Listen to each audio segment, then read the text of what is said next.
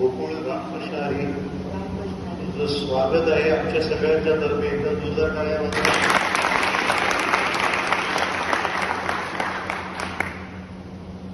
गोकुळातलं गीता म्हणतो असं आपल्याला माहिती आहे, गोकुळच गीता म्हणतोय.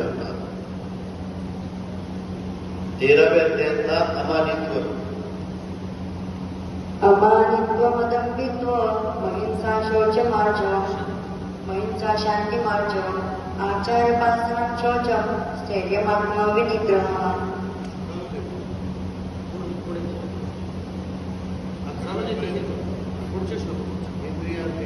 इंद्रियार्थेषु वैराग्य मनोंकार एव च जन्मवृत्तिजराव्याधिर् दुःखदोषानुदर्शनम् असक्तिर्न विश्वंग पुत्रदारगृहादिषु निष्ठनिसमचित्तत्व निष्ठानिष्ठोपभक्तिषु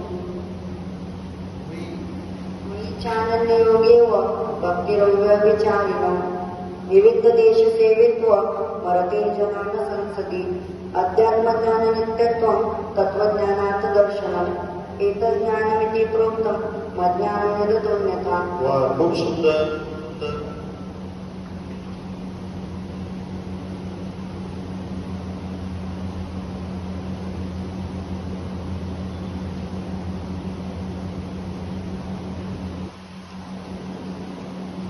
दहावा अध्याय. आदित्यानामहं विष्णु.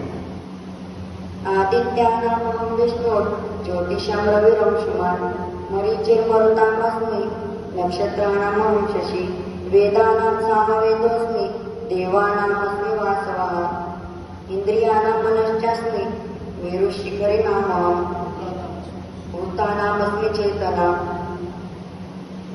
रुद्राणां शङ्करश्चास्मि वित्तेषु यक्षरक्षसां वसूनां पावकश्चास्मि मेरुशिखरिणामहं पुरोदशां च मुख्यं मां विद्धि पार्थ बृहस्पतिं सेनानीनामहं स्कन्दः सरसामस्मि सागरः महर्षीणां भृगुरहं गिरामस्मेकमक्षरम् यज्ञानां जपयज्ञस्मि स्थावराणां विवानयः अश्वत्थः सर्ववृक्षाणां देवर्षीणां च नारदः गन्धर्वाणां चित्ररथः सिद्धानां कपिलो मुनिः उच्चैश्रवसमश्वानां विद्धि मामृतोद्भवम् ऐरावतं गजेन्द्राणां नराणां च नरादिनम्.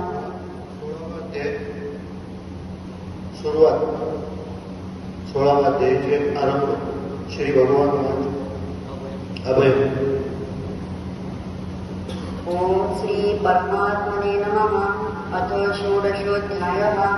श्रीभगवानुवाच अभयं सत्त्वसंशुद्धिर्ज्ञानं योगव्यवस्थितिः दानं दमश्च यज्ञश्च स्वाध्यायस्तपः आर्जवम् अहिंसा सत्यमक्रोधः त्यागात् शान्तिरपैशुनम् दयाबोधेश्वरो लुप्तं माधवं वीरचापलम् तेजक्षमा धृतिशोच मद्रोहो नातिमामिकां भवन्ति सम्पदं दैवी अभिजातोऽसि भारत. खूप छान. एकदा जोरदार करा. विशेष कौतुक. आणि मला वाटतं शृंगेरी मठाला जाऊन यायला हरकत नाही आपल्याला. जोरदार गाड्या होत्यात. परत